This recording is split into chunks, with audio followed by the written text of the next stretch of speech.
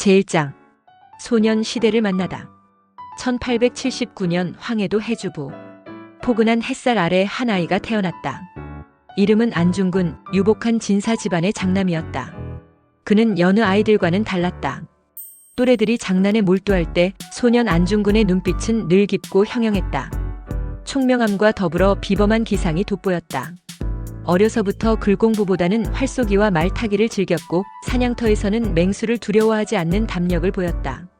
총을 든 포수로서 마을 사람들을 위협하는 호랑이를 잡았다는 일화는 그의 남다른 용맹함을 증명한다. 소년의 가슴 속에는 이미 뜨거운 의협심이 자리 잡고 있었다.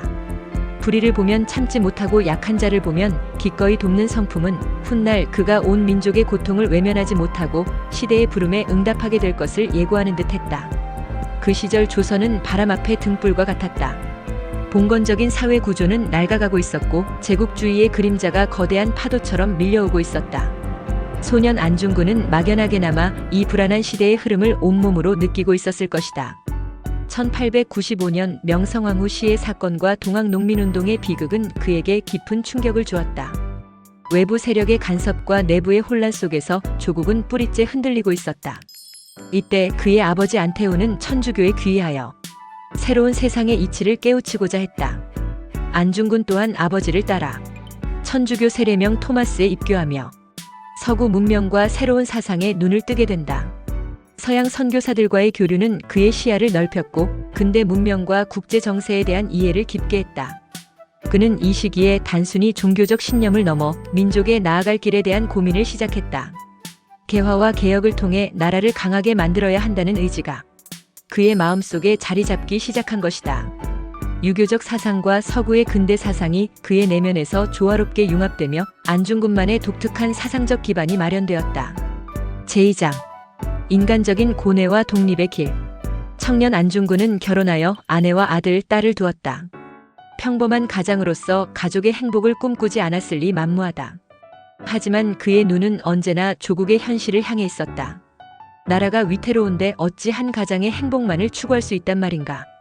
그는 가족에 대한 사랑만큼이나 조국에 대한 뜨거운 사랑을 품고 있었다. 그에게 나라의 안녕은 곧 가족의 안녕이었다. 안중근은 가장 먼저 교육을 통한 실력 양성만이 국권을 회복하는 길이라 믿었다. 1906년 그는 평안남도 진남포에 사문학교를 설립하고 이듬해에는 돈이학교를 인수하여 후학 양성에 힘썼다. 그는 교단에 서서 학생들에게 신학문과 함께 민족 정신을 가르쳤다. 나라를 흥하게 하고 의를 돈독히 한다는 교명처럼 그의 교육은 단순히 지식을 전달하는 것을 넘어 민족의 자존심을 심어주는 작업이었다. 그러나 일제의 침략은 더욱 노골화되었고 교육만으로는 치유할 수 없는 민족의 비극이 현실로 다가왔다. 1905년 을사늑약, 1907년 고종 황제 강제 퇴위, 그리고 군대 해산. 조국은 한 치 앞도 내다볼 수 없는 벼랑 끝에 몰렸다. 그의 마음속에는 피 끓는 분노와 절망이 교차했다. 평화적인 방법으로는 더 이상 희망이 없다고 판단한 그는 마침내 무력 투쟁을 통한 독립의 길을 선택한다. 그것은 한 개인의 삶을 송두리째 바치는 거대한 결단이었다. 그는 어린 자식들의 손을 놓은 채 조국 광복이라는 거룩한 대의를 위해 정든 고향을 떠나 러시아 연해주로 망명길에 올랐다. 망명지에서 그는 의병부대에 가담했다. 이범윤 의병대와 합류하여 국내 진공작전을 감행하며 일본군과 맞섰다.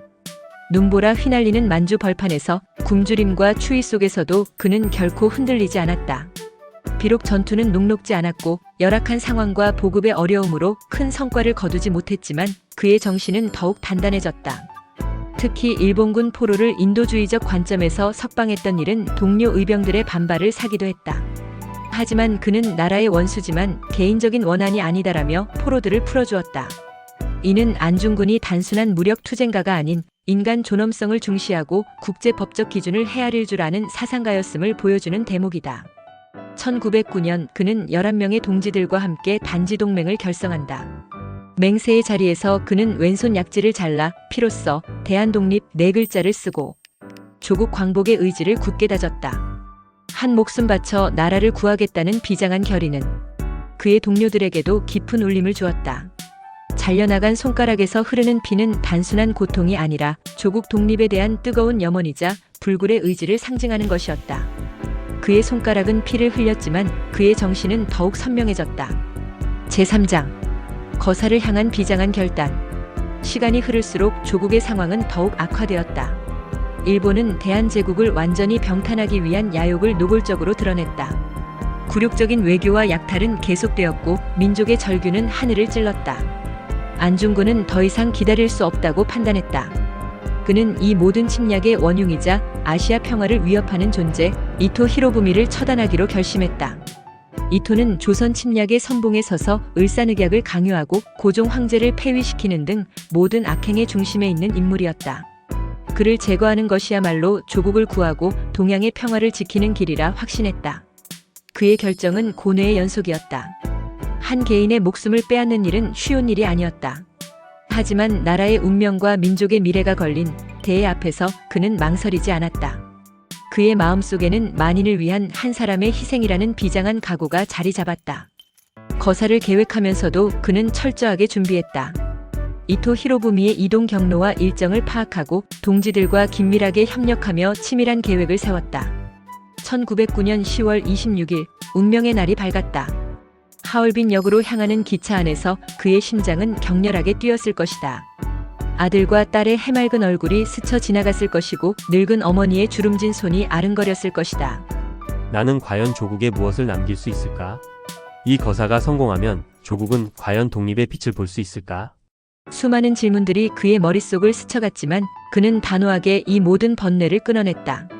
그의 눈빛은 오직 조국과 민족의 해방을 향해 불타오르고 있었다. 하얼빈역에 도착한 그는 차가운 공기 속에서도 침착함을 잃지 않았다. 역사는 수많은 사람들로 북적였고 일본군의 경계는 삼엄했다. 그러나 그는 이 모든 혼란 속에서도 이토 히로부미를 찾아낼 수 있었다. 조국의 원흉을 향해 그는 망설임 없이 7발의 총탄을 발사했다. 총성 한 발 한 발에는 억압받던 민족의 절규와 해방을 향한 열망이 담겨 있었다. 제4장. 불꽃처럼 타오른 영웅의 정신. 탕탕탕. 하얼빈역에 울려 퍼진 총성은 단순한 총성이 아니었다. 그것은 잠자던 민족의 영혼을 깨우는 우레와 같은 소리였고 세계 만방의 조선의 독립 의지를 천명하는 선언이었다. 3발의 총탄이 이토 히로부미의 심장을 꿰뚫었고 이어 남은 총탄은 이토의 수행원들을 향했다. 임무를 완수한 안중근은 조금의 망설임도 없이 그 자리에서 코레아 우라, 대한민국 만세를 3번 외쳤다. 그의 목소리에는 해방된 조국을 향한 뜨거운 염원이 가득 담겨 있었다. 러시아 헌병들에게 체포된 후에도 그는 당당함을 잃지 않았다. 조사를 담당한 일본인 검사와 판사들에게 그는 자신의 행동이 동양 평화를 위한 의거이자 대한의용군 참모중장의 자격으로 행한 정당한 응징임을 역설했다. 그는 이토 히로부미가 저지른 15가지 죄악을 일일이 열거하며 자신의 행위가 결코 개인적인 복수가 아님을 분명히 했다. 그의 논리 정연함과 당당한 태도에 일본 당국조차 감탄했다고 전해진다. 여순 감옥에 갇힌 동안 그는 사형 선고를 예상하면서도 초연한 자세를 유지했다. 오히려 그는 남은 시간을 조국의 독립과 동양 평화의 비전을 알리는 데 썼다. 붓을 들어 안흥칠 역사와 미완의 대작 동양 평화론을 집필했다. 나라가 없는데 어찌 나 한 사람의 안위를 돌보겠는가라며 항소를 포기한 그의 결연한 의지는 오직 조국의 독립만을 염원하는 애국자의 숭고한 정신을 보여주었다. 어머니 조마리아 여사가 보낸 마지막 편지는 우리 모두의 심금을 울린다. 네가 만약 늙은 어미보다 먼저 죽는 것을 불효라 생각한다면 이 어미는 웃음거리가 될 것이다. 너의 죽음은 너 한 사람의 것이 아니라 조선 전체의 영광이다. 옳은 일을 하고 받는 형이니 비겁하게 삶을 구걸하지 말고 대의에 죽는 것이 어미에 대한 효도이다. 이 편지는 안중근의 강인한 정신이 어디에서 비롯되었는지를 알려주는 듯하다. 1910년 3월 26일 차가운 여순 감옥에서 안중근 의사는 32세의 젊은 나이로 순국했다. 그가 남긴 마지막 유언은 내가 죽은 뒤 나의 뼈를 하얼빈 공원 곁에 묻어두었다. 조국 광복이 되거든 고국으로 반장해다오. 나는 천국에 가서도 마땅히 우리나라의 독립을 위해 힘쓸 것이다. 그의 육신은 사라졌지만 그의 정신과 염원은 영원히 우리 민족의 가슴속에 살아 숨쉬게 되었다. 안중근. 한 인간의 삶은 짧았지만 그가 남긴 유산은 영원하다. 그의 의거는 단순히 이토를 처단한 것을 넘어 꺼져가던 민족의 불씨를 되살리고 세계 만방의 독립 의지를 선포한 위대한 역사적 사건이었다. 그는 무력을 숭상한 테러리스트가 아니라 평화를 사랑하고 인류애를 실천하고자 했던 위대한 사상가이자 불의에 저항한 정의로운 전사였다. 안중근의 정신은 오늘날 우리가 누리는 자유와 평화의 소중함을 일깨워주는 거울이다. 우리는 그의 희생과 헌신을 기억하고 그의 숭고한 뜻을 이어받아 이 땅의 평화를 지켜나가야 할 것이다. 영원히 기억될 이름 안중근.